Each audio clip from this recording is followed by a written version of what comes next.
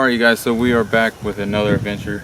We are here in the town of Stevenson, Alabama. We are out here doing the living history of Fort Harker. Fort Harker was a fort that was a Union fort, or a Union fortification that was built by soldiers as well as free slaves. The commander of this post was William Roskins. Stevenson also played a significant role when it came to the position of the railroad system, because it was able to bring in supplies as well as any other necessary items that was needed for the Union Army to be able to continue the fight with the Confederacy. This is also where William Roskins came up with a strategical plan to attack the Confederates in Chattanooga, Tennessee. This fort was also used by him right before the Battle of Chickamauga. So it's got a lot of different histories. Shortly after the war, though, this fort was abandoned and left abandoned for quite some time until it was founded again and put into preserve as a historical marker, and that's why we are here today to honor the history of the Civil War in the fort and the men that was stationed here. You know, they have a couple of tents set up over here, so there's going to be a lot of people out here reliving the history, telling the history. They're going to be dressed up as Union and Confederate, so you can see both sides of it. So it's going to be a pretty good time. Kind of just take a step back from the reenactments and just learn a little bit of the history that surround the city of Stevenson, Alabama. You know, we always enjoy going out here sharing our messages and showing different places that, you know, both armies maybe have been stationed at or even served as a command post. But if you walk over here,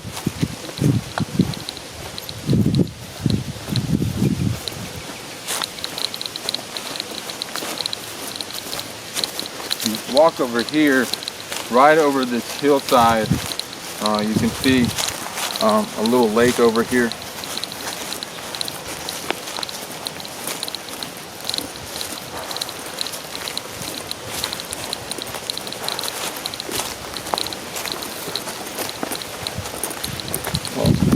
It's right over here on this side. So,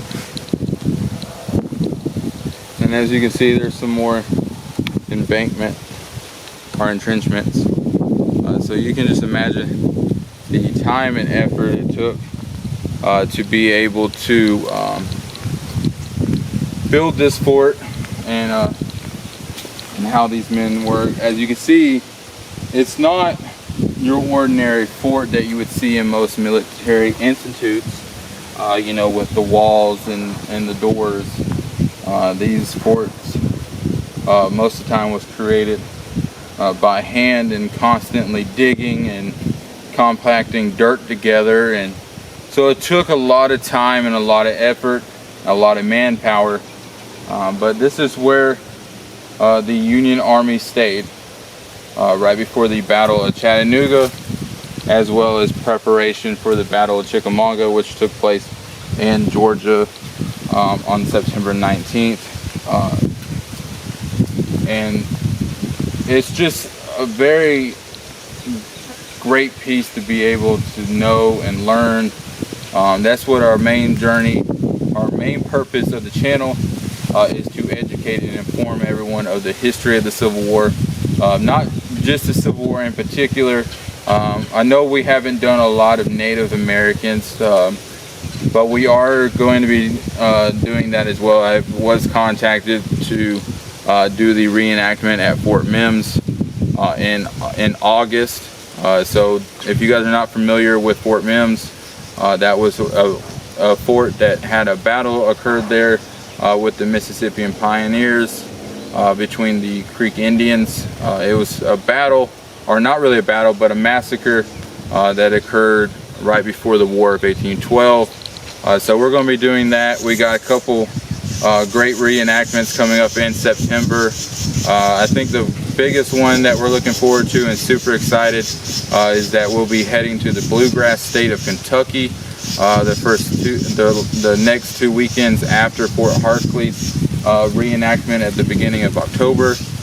We'll be in Kentucky the next 2 weeks after that skirmish here at Fort Harker. So I'm looking forward to that. So we will be bringing you guys the 160th anniversary of the Battle of Perryville, which is also the same year or the same time that the anniversary of Shiloh reenactment was. Shiloh was the 160th anniversary. Perryville is the 160th anniversary. So super excited. The week after Perryville, we'll be doing the reenactment at Camp Wildcat. They'll have 2 different battles.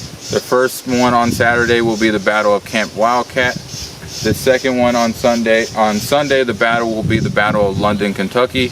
As you guys know, Kentucky was a neutral state which supported both Confederate as well as Union.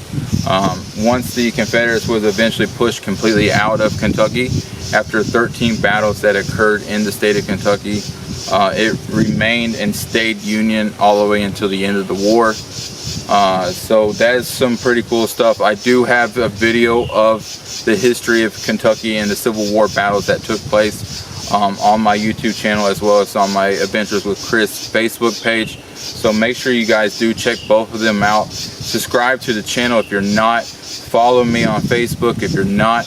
I do want to say that I appreciate everyone that's been giving, you know, all the support and the comments and subscribing to the channel. You guys are amazing. I wouldn't be where I'm at today without you guys. I also wouldn't be here without my wife, who helps me get to each of these events. So I do gotta give the most thanks to my wife, as well as all of the followers and the subscribers. But with that being said, you guys, we're just gonna kind of walk around, take some photos, interact with our great friends here. My friend Larry's here, my friend Gerald's here, my friend Chris is here. So we're gonna have a bunch of people here.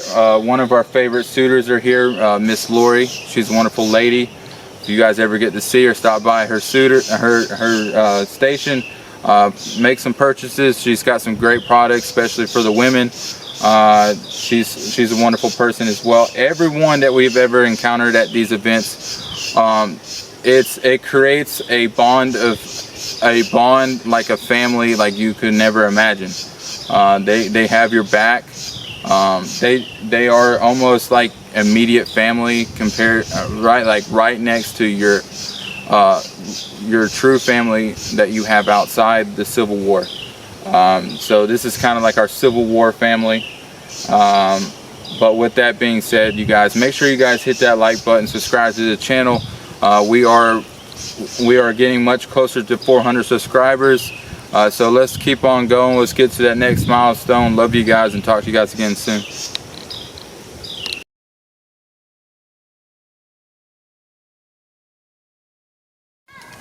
He's loaded. I was just going to push him through it a little bit. And then there you give him fire command. Let's fix bayonet. Man, that's her. Take the bayonet off. Oh, I don't know. Oh, You don't want to follow that on there. Yeah, you have to clean it then. Order on. Pour him down to the foot. Come to the foot. Perfect. Load. He's already loaded. He's ready for you. On the shoulder. Ready? Hey! Fire! Is that cool or what? Pretty loud. Now imagine if I had a...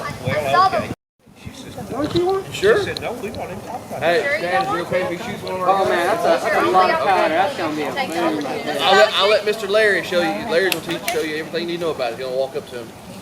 Let me get the oil out of the gun real quick. Have something to enjoy.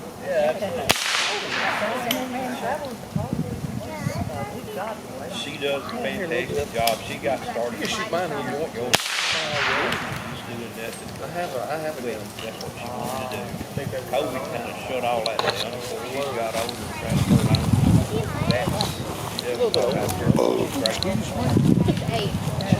She's 7, so right there with her. A year older than you, baby. I'll put this on. Come on, Larry. Ready? Yes, sir.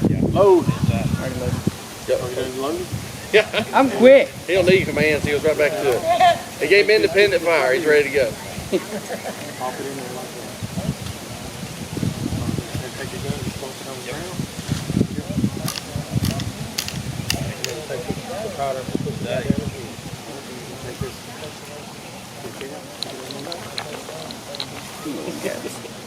That thing weighs about 9 pounds too. Bring it right here. Oh, him about him. I'm trying to think. That's some days either way. I know, that's right. I'll let you shoot mine. Ready? I was gonna go over and tell some of them other guys. When I hold fire, you fire. Hey! Fire! All right.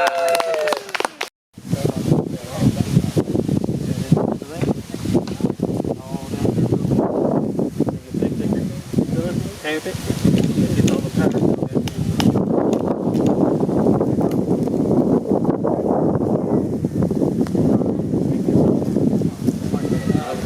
You'll leave it in this position.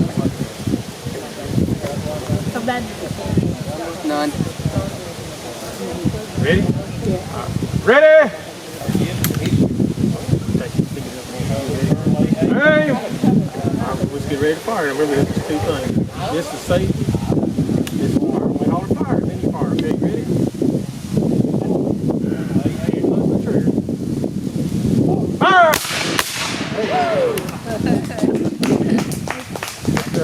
What do you think about that, Matthew?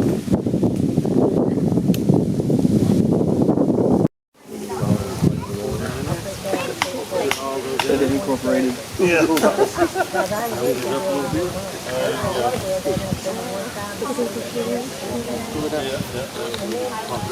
Bring it to half top. Put your cap on. And then go to shoulder, arm. Put your hand around your trigger. Yeah, just push it on there pretty good. You might have to. Well, you might have to sweep the cap.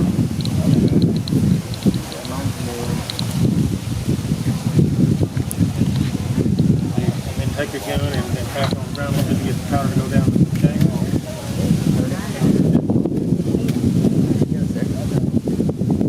Bring it. All right, go on.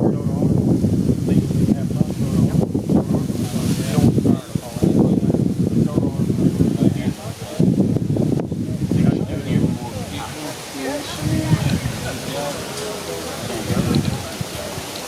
Ready? Hey, ready? Everybody ready? Get the camera back. Hey! Fire!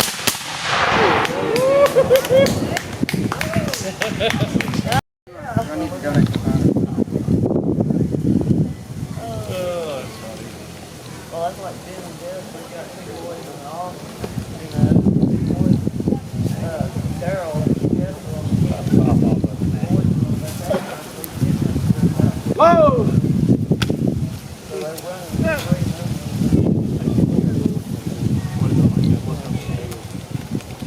Take it down.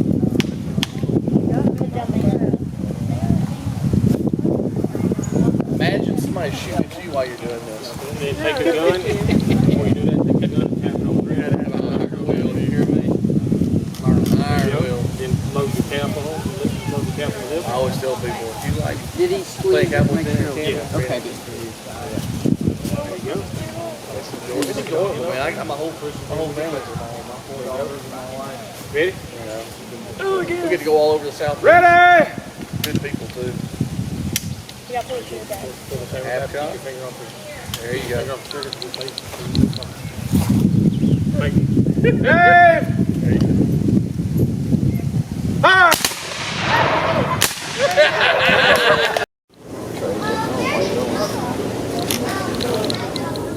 Sorry. Already capped up. Yes, ma'am. Is this the new gun? Yeah. Worst comes to worst. Oh, it went right on. Yeah, then pull your hammer on back and let her read. Firing! Ready? Yep. Aim. Fire! Oh my God, yeah. I think I'm gonna let Brinkley man the supper and I'll be going. All right, you guys. So we are here at Fort Harker, doing our living history that was with the 18th Alabama. I got my good friend Larry and Gerald here. They volunteered to come out here and answer a few questions and give me a little bit more about the skirmish that's going to be happening here in October. So Gerald, what got you into reenactment? Oh, well, I've always enjoyed the American Civil War ever since middle school. I always enjoyed it, but I never knew reenactment ever existed. And my dad took me to a place called Tanny Hill, and Tanny Hill is close to Birmingham, Alabama. I went out there for the weekend, and I tell you what, I fell more in love with it. And a friend of mine I went to high school with, he was there that day, and I said, "Hey," his name was Randy. I said, "Randy, what are you doing?" He says, "Oh, I'm reenacting." He explained the whole thing. He says, "If you come back Sunday, you can get hooked into this and you can enjoy it too." And I said, "Sure, I'll come back." So I came back the next day, hooked instantly, and I never looked back. And that was probably around 2004. Oh, wow, so you've been in it for a little while. Do you have a favorite spot where you did your first reenactment, or not really your first, but yeah? So I've got two, and I'll share them both with you. Okay. The first one dear to me is Tunnel Hill. Tunnel Hill, Georgia will always be near to me. That's where I met the love of my life. My wife, I met her at Tunnel Hill, and every time I go back there in front of the Austin Crispy House, it's just a special place because she means so much to me, and it's a joy that we share it together. Okay. Share this hobby. Now, so I guess second one is Tallahassee, Alabama. A lot of good friends that I've reenacted with that are no longer doing this anymore. Either they've been on to be with the Lord, or they're no longer in the hobby. I go to those places and I still see their faces and the good times we had. I can picture it like a movie, you know. Oh, yeah. So every time I go to Tallahassee, I can picture like a guy named Roger Brothers that I knew for a long time. Great guy. I can still picture his old face in the woods, smiling, waving at me. Oh wow! I always remember that. I'll always remember that. Some good times there. Well, what got you into reenactment? Oh, well, my daddy taught school, I guess, and he taught history, and he loved history, and he'd always talk to us about it. When you're young, you just, you're like, boring old history stuff, so. I got a little older, got more interested in it. I got a metal detector when I was young, and started a metal detector to find Civil War artifacts, and I did that for many years, and then one day I just had to show up at Resaca, the 3rd Mississippi, well, at the time it was 24th Mississippi, sorry. And there was a couple of guys there with that, and they stopped and talked to me. And one of them said, "You look like the kind of redneck we need." And so he said, "Let's put a gun in your hand, put the uniform on, you come out here and fight with us." That's all it took. And as soon as I done that, I was hooked from there on out. What would you consider your favorite reenactment? I didn't say Resaca. Resaca. Yeah, and not only because it's only 10 miles from my house, because it's a great event.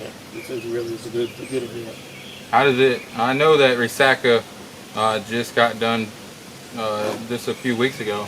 Do you think it turned out pretty well? It did. I like the older way they did it when the Confederates came from the left, and we fought the Unions from the right. It was a little different this year, but change is okay. It's okay with me. It wasn't that bad. And I know that you guys are part of the 18th Alabama. Is that correct? Correct. So what are you guys got planned for, or what do you have planned after this reenactment? Sure. So we've got Tunnel Hill coming up in September. We'll go to that one. We'll enjoy it. We're at North Georgia, the North Hills of Georgia. It's a really good event. Then we're going to, obviously, we'll have this event here at Fort Harker, okay. October 1st and 2nd. I had to put the plug in. We want everybody to come. We want everybody to enjoy this event. It's a beautiful spot. And then we'll put a big push at Tallahassee. Are you guys going to Skyrim Creek? Skyrim Creek. There'll be some of our members go up there too to support that event as well. All right. Yep, we're looking forward to it. And if you guys are not familiar, I did fall in with these guys at Fiddle's Green. And I have to say they are a great group of guys. I enjoyed being out there with them, being able to march with them, fight the Confederates. We were Yankee that time, and it was fun even wearing the blue. Because we don't really look at these uniforms as gray or blue. We look at it as this is just a history, and that we are willing to do whatever it takes, even if we have to wear the opposite colors. We just want everybody to be familiar with the history, understand the history, and what it took for these men to be able to make it through 4 years of, you know, gruesome, very tragic battles. And that's what we do here, and I'm glad that you guys let me interview you guys. So what would do you guys usually let people fire your weapons and stuff? And guess what? You're going to get to do it right now. All right, let's try it out. All right, so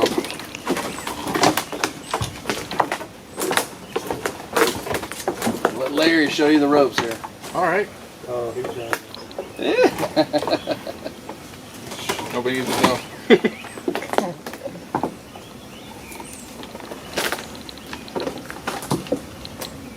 All right, so you just pour it down there, yes, sir. and then just bang Tap it. it on the ground. All right. Half cock it. Half cock it. Okay. Cap on your nipple. Push it home. All right. You ready? All right. We're gonna go right through the manual there. Ready? Ready. So we'll start with shoulder arms. Okay.